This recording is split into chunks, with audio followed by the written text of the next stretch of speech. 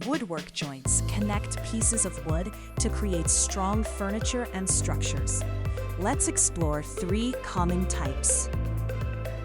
The bolt joint uses bolts and nuts to fasten parts tightly and is perfect for dismantling heavy-duty furniture.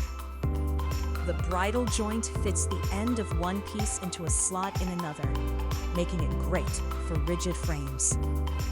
The mortise and tenon joint is a strong traditional method where a tenon locks into a mortise for stability.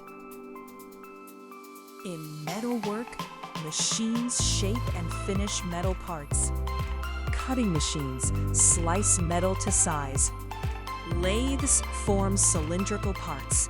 Shaping machines produce flat surfaces. Drilling machines create holes for fasteners.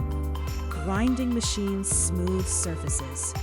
Among them, the center lathe is the most versatile, handling various operations.